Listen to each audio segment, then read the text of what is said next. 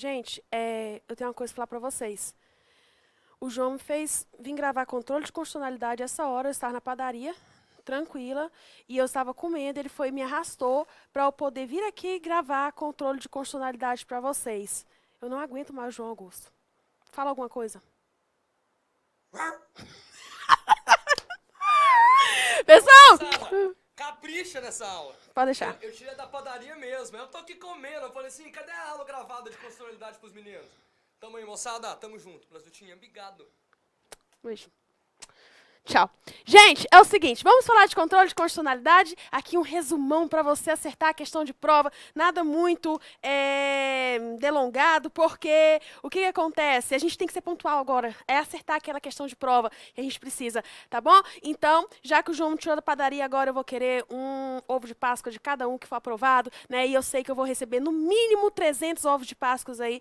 Aí, eu não sei nem se o plural é esse, ovos de Páscoas, mas não importa. O importante é que a gente vai aprender controle difuso e controle concentrado de constitucionalidade. Então, vamos lá. Coloque aí no seu caderno, controle difuso versus controle concentrado. Controle difuso versus controle concentrado. Primeiramente, o que é um controle difuso de constitucionalidade? Difuso é um nome difuso, dado, aberto, de qualquer um. Então, difuso significa dizer que qualquer autor, qualquer réu, tá, até o próprio juiz de ofício, tem legitimidade aqui no controle difuso. Já o controle concentrado, ele é diferente. O controle concentrado, ele é abstrato. Enquanto o controle difuso, ele é concreto. Tá? No controle concentrado, nós temos aqui os legitimados específicos do artigo 103 da Constituição Federal. Nós temos 3 pessoas, nós temos 3 mesas e nós temos 3 entidades. Certo? Quais são as 3 pessoas aqui que podem propor o controle concentrado? Aqui nós temos o presidente da República, o procurador-geral da República e o governador. 3 mesas. Mesa da Câmara dos Deputados, mesa do Senado Federal e mesa das Assembleias Legislativas ou Câmara Distrital. E 3 entidades. Conselho Federal, cuidado para não marcar na sua prova sessional, é federal da OAB. Partido político com representação no Congresso Nacional e confederação sindical ou entidade de classe de âmbito nacional ou entidade de classe de âmbito nacional. Ok? Então, controle concentrado, os legitimados são esses. Professor, e quem julga aqui no controle concentrado? O STF, quando o parâmetro for a Constituição Federal. E o TJ, quando o parâmetro for a Constituição estadual, ok? Então, uma lei estadual contrária à Constituição é o STF quem vai julgar no controle concentrado. Agora, uma lei estadual contrária à Constituição estadual, quem julga é o Tribunal de Justiça. Perfeito? Já aqui no difuso, qualquer juiz, qualquer juiz ou tribunal julgam no controle difuso de constitucionalidade, tá? Aqui, tome cuidado, porque um juiz sozinho, ele pode sim declarar inconstitucionalidade, mas aqui, um desembargador sozinho não declara. Precisa da maioria absoluta do pleno ou do órgão especial, se houver. Ok? Então, precisa da maioria absoluta do pleno ou do órgão especial, se houver. Qual que é o efeito do controle difuso? O efeito do controle difuso é o seguinte, difuso é aquela pessoa, né, dada, aberta, beleza. Qual que é o efeito? Só fica entre as partes ou posta no Instagram? Entre as partes, então fica interpartes. Interpartes. Então, o que acontece? Só entre as partes, tá? Por exemplo, se saísse aqui com o João, ficaria só entre as partes, porque ele é difuso, né? Então, ele é aberto. Aqui só entre as partes, eu não iria postar no Instagram. Agora, agora é o seguinte, já o concentrado é meu marido, tá? Perfeito, maravilhoso. O que que eu fiz? Quando eu conheci ele pela primeira vez, controle concentrado, né? A pessoa que concentrada, o efeito aqui, erga omnes. Eu assumi ele para o Brasil, me casei. Ok? Então, pessoal, no controle concentrado, efeito erga omnes, enquanto no controle difuso, o efeito é interpartes. Mas, como você vai se lembrar aqui do João, o difuso, o que que vai acontecer? Tem como se apaixonar? Vai que às vezes se apaixona. Ou seja, às vezes, pessoal, é possível, tá, dar um efeito erga omnes no controle difuso. Isso é possível, mas para isso tem que ter atuação do Senado Federal. Artigo 52, inciso 10 da Constituição Federal. Artigo 52, inciso 10 da Constituição Federal, tá? Quando chegar o STF vai comunicar ao Senado Federal e aqui, pessoal, dar um efeito erga omnes. Então, é possível, sim, tá, que o controle difuso tenha efeito erga omnes. O Senado Federal poderá suspender no todo ou em parte lei declarada inconstitucional. Certinho? Outra coisa, o controle difuso, nós temos aqui o efeito ex tunc. Por quê? Porque é inconstitucional desde o início, do mesmo jeito concentrado. O efeito é ex tunc também. Nos dois, nós temos que saber, tá, que não existe inconstitucionalidade superveniente. Ou nasce ou não nasce inconstitucional, tá? Então, o efeito aqui, tanto do difuso quanto do concentrado, é um efeito ex tunc, retroage. Mas, professor, eu já vi ter efeito ex nunc, só dali para frente. Sim, existe a possibilidade da modulação dos efeitos temporais. Ou seja, o STF, por questões de segurança jurídica, ao invés dele deixar o efeito ser ex tunc, retroagir, ele fala, não, o efeito é só daqui para frente. É um efeito prospectivo, tá? Então, pessoal, existe a possibilidade no controle difuso de ser ex nunc. E também no concentrado, de ser ex nunc. Mediante, logicamente aqui, tá, a modulação dos efeitos. 2/3 do STF. Através do 2/3 do STF, modulação dos efeitos aqui temporais, ok? Eu não quero que você se esqueça desse quadrinho aqui para sua prova. E aí, tem uma coisinha que eu queria falar com vocês a respeito do controle difuso. O controle difuso, eu mostrei que qualquer juiz, qualquer tribunal declara aqui a inconstitucionalidade. Logicamente que o tribunal tem que ter a maioria absoluta pela cláusula de reserva de plenário. Cláusula de reserva de plenário. Só pela maioria absoluta é que pode declarar inconstitucional uma lei pelo pleno ou órgão especial. Mas aí a pessoa fala, e o órgão fracionário? Órgão fracionário declara a inconstitucionalidade de uma norma? Órgão fracionário, pessoal, nós temos aqui as turmas, as sessões, as câmaras, elas declaram a inconstitucionalidade, elas podem declarar a inconstitucionalidade aqui de uma norma? Gente, a regra, não. Tá? Porque eu falei para vocês, só o pleno ou o órgão especial quando houver.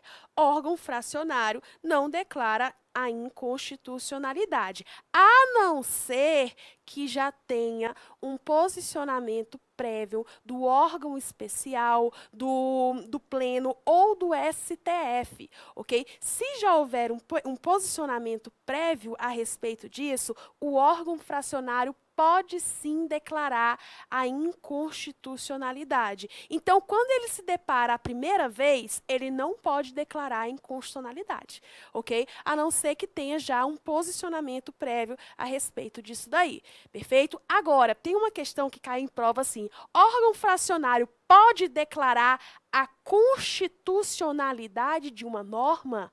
É diferente. O órgão fracionário, ele pode sim declarar a constitucionalidade de uma norma. Por quê? Porque as normas já se presumem-se constitucionais. Então, eles podem declarar a constitucionalidade, eles não podem declarar a inconstitucionalidade, a não ser que já tenha aqui um posicionamento prévio, tá bom? Toma cuidado com isso daí. Mas, professora, o órgão, ele pode achar, por exemplo, que é inconstitucional, ao invés de falar expressamente, ele coloca de forma implícita e deixa de aplicar uma norma, ele poderia fazer isso? Não, pessoal, nós temos uma súmula falando sobre isso. O órgão fracionário não pode declarar, nem em parte, nem em todo, tá? Nem de forma implícita, a inconstitucionalidade aí de uma norma, ok? E mais uma dica importantíssima para a prova de vocês é o seguinte, depois que declaram aqui inconstitucional, isso se aplica, tá? Depois que o STF declarou inconstitucional uma norma, isso se aplica também ao legislativo? Ou também ao Poder Executivo na sua função de legislar, que a gente sabe que o Poder Executivo também, nós temos aí as medidas provisórias, que é a função atípica de legislar. Então, eu pergunto para vocês, quando uma norma é declarada inconstitucional pelo STF, todo mundo deve obedecer? Gente, a gente sabe que o Poder Judiciário deve sim obedecer, né? Nós sabemos aqui que o Poder Executivo também tem que obedecer, os órgãos da administração direta, os órgãos da administração indireta também devem obedecer. Ocorre que nem o próprio STF precisa obedecer isso daí, que ele pode mudar o entendimento. E o mais importante, nem o Poder Legislativo. Tá? Como assim? Isso relaciona-se à função legiferante. Tá? Então, em relação à função de legislar, não poderia impedir que o legislativo legislasse porque o STF declarou inconstitucional. Então, quando o STF declara inconstitucional, pela fossilização, não pode impedir o legislativo de legislar sobre aquela matéria. E nem o executivo na sua função legislativa. Olha que interessante. Então, se o STF declarou inconstitucional e o presidente da República, porventura, quisesse fazer, através de uma medida provisória, tá, legislar a respeito de algum assunto que o STF declarou inconstitucional, poderia. Isso já caiu em prova, porque não pode haver a fossilização, que é justamente, pessoal, um impedimento para legislar sobre determinados assuntos, determinadas matérias, que é a função do legislativo e de forma atípica também do executivo e até mesmo do judiciário, ok? Então, pessoal, quando fala que todo mundo deve obedecer, quando o STF declarar inconstitucional, significa todos, menos o próprio STF e menos também aqueles que têm a função legislativa, certinho? E ainda, só mais uma dica no controle concentrado de constitucionalidade. No controle concentrado, nós temos que tomar cuidado porque existe ADI, ADC, ADO e ADPF. Tá? Você já sabe quase tudo. Por quê? Porque eu já falei para vocês, quem julga? STF. Quais são os legitimados? Os 9 que eu mostrei para vocês, 3 mesas, 3 pessoas, 3 entidades. Que mais? Outra coisa interessante, efeito, erga omnes, já automaticamente erga omnes, não precisa da atuação do Senado no controle concentrado, ok? Efeito ex tunc, mas existe a possibilidade de modulação para virar ex nunc, só que tem uma coisa que eu queria falar e que para vocês tomarem cuidado. A ADI só pode aqui para a norma federal ou estadual contrária à Constituição. Não existe ADI para norma municipal contrária à Constituição. Ah, professor, então uma norma municipal contrária à Constituição fica normal? Fica aí valendo? Não é isso, gente. Não cabe ADI. ADI só cabe para norma federal e estadual contrária à Constituição. Se a norma for municipal, não cabe ação aqui de inconstitucionalidade, ok? E outra, ADI só para norma pós-constitucional. Então, pessoal, se a Constituição é de 88, não existe ADI em relação ao Código Penal de 1940. Não chama ADI, porque a ADI só para pós-constitucional, tá? Se fosse em relação, Constituição de 88, ao Código de Processo Civil de 2016, né? O que acontece? Aqui poderia ter ADI. Primeiro, porque o código é federal. E segundo, porque, nesse caso aqui, nós temos uma norma federal e pós-constitucional. Cuidado. ADC declara a constitucionalidade de uma norma. Gente, as normas, logicamente, nós declaramos aqui constitucionais, os tribunais declaram constitucional, os juízes declaram constitucional, mas as normas já são presumidas constitucionais. Essa presunção vira uma presunção absoluta quando declaram ADC. Ou seja, aqui deve existir uma controvérsia judicial. É só chegar e falar o seguinte: tribunal, STF, nós estamos tendo um problema com determinado artigo, determinada lei. A gente sabe que é constitucional, mas eu queria que você declarasse isso aqui, tá, de forma absoluta. É constitucional, pronto e acabou. Entendeu? Então, ao invés de ser relativa, porque já presume-se que as normas sejam constitucionais, aqui vira absoluta. Então, a ADC, pessoal, tem que ter uma controvérsia judicial. E outra coisa, ADC, só norma federal. Não cabe ADC para norma estadual nem municipal. A ADO, nós já estudamos aqui, né? E no artigo 5º da Constituição, fazendo quadro comparativo com o mandado de injunção. Agora, a ADPF é a maior aposta em prova. Por quê? Porque a DPF é quando não couber ADI, ADC nem ADO. Então, a DPF, ela é residual. Tá? Ela é residual. E a DPF são os casos que não vai existir aqui, tá? Outra possibilidade. Quer ver? Norma municipal, que é a que mais cai em prova, contrária à Constituição Federal. Uma norma municipal contrária à Constituição não cabe ADI, como eu mostrei para vocês. Não cabe ADC, porque ADC é para declarar constitucional. Não cabe ADO, porque não é uma omissão. E vai caber o quê? ADPF, tá? Outro exemplo são para normas pré-constitucionais. Normas anteriores à Constituição, ao invés de entrar com a ADI, ao invés de entrar com a ADO, com a ADC, entra com a ADPF. Normas pré-constitucionais, ok? Então, gente, só mais uma dica de controle, que eu ainda acho que agora é agora, a chance de cair em prova, é o seguinte: no controle concentrado, que nós temos aqui, no controle concentrado, eu tenho que saber quem são os legitimados especiais e quem são os legitimados, tá, universais. Nós temos aqui, o que é universal? Aquele que não precisa demonstrar pertinência temática. Presidente da República é universal, ele não precisa demonstrar uma pertinência temática, o que ele tem a ver com a matéria. Tudo é assunto dele. Procurador-Geral da República é também universal. Já o governador, ele tem que demonstrar pertinência temática. O que ele tem a ver com aquilo? É especial.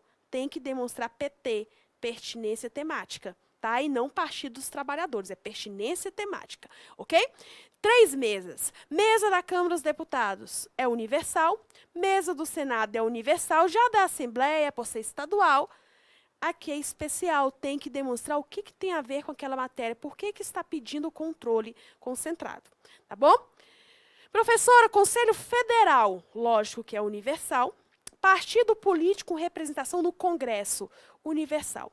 Então, eu acho que pela lógica a gente consegue acertar. O problema é isso daqui, ó. Confederação sindical, entidade de classe de âmbito nacional. Muita gente marcaria universal, mas não é.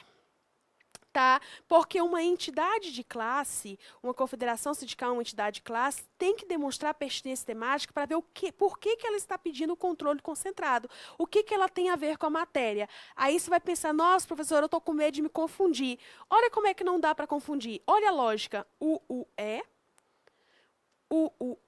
tá vendo? UUE, especial. Ok? Então, aqui a confederação sindical, os legitimados têm que demonstrar PT, têm que demonstrar pertinência temática. E, por fim, a última dica, prometo que agora é a última, né? Não quero aqui atolar vocês de tanta coisa na cabeça. Deixa eu só falar uma coisinha.